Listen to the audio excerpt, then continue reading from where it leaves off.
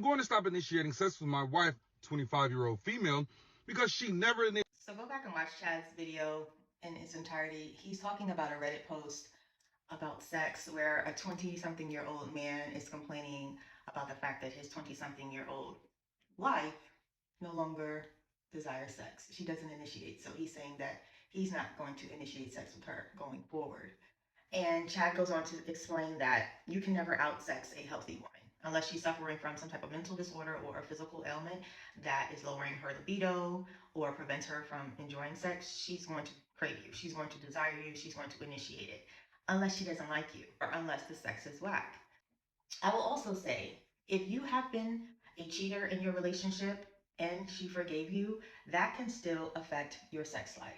While we're on the subject of cheating, I know some of you like to use a sliding scale when it comes to your indiscretions, and so you weigh one thing more heavily than the other, sexual intimacy being the heaviest. But you creating inappropriate, erotic, and intimate energy with other women on social media is also cheating. You developing emotional affairs with women at work, with women at the gym, with women online, is also cheating. You taking women out to dinner, lunch, behind your wife's or your girl's back is also cheating. All of the things that you are doing and the behaviors that you are showing under the guise of secrecy, privacy, or it's just not that serious because you know the woman that you are in a relationship with would not approve of it, and you also know that you would be sliding down the wall losing weight if she were to do the same thing to you, means that it's not appropriate.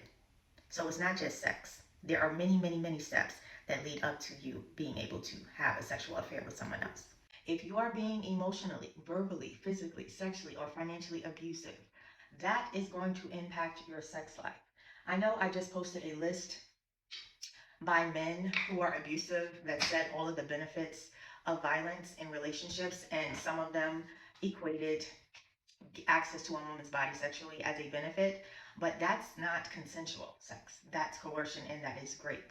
When you are an emotionally immature man who suffers from arrested development and you seek out an intimate partner to also be your mother and nurture you at the same time, that affects your sex life. I don't know why this doesn't click in men's head, but women who are healthy do not desire men who act like children. Last thing I want to say is the Reddit poster mentioned the fact that sex is not the end all be all in relationships. And it's not, but it's very important, as Chad agreed.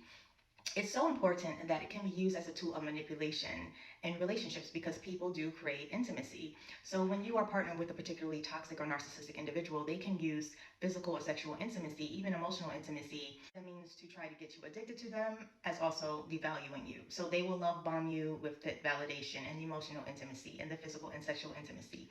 And then they will pull away from you. They will withdraw that from you. And people become addicted to this high and low of the relationship. So when they are going through the period of devaluation, they feel as though they are withdrawing from a class A drug because that's how addictive intimacy can be. I will also add that given the fact that there is a huge orgasmic gap between the pleasures and intimacy that men have versus what women receive in these intimate and erotic experiences, that is also a huge factor in whether or not the woman is going to be initiating sex. If she's not getting the orgasm that she feels she deserves in these relationships, then why would she be initiating it? Men will use and rationalize their hypersexuality by saying it's their biological nature.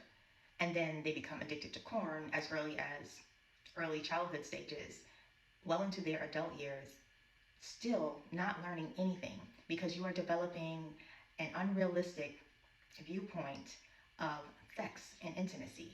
And then you're fantasizing about women that look very differently from the actual woman in your life. So, of course, your performance is not stellar in the bedroom because you don't actually know what you're doing. All of the sexual experiences that you're having are in your mind, in your fantasy world. So when you get with a real woman, you don't know what to do.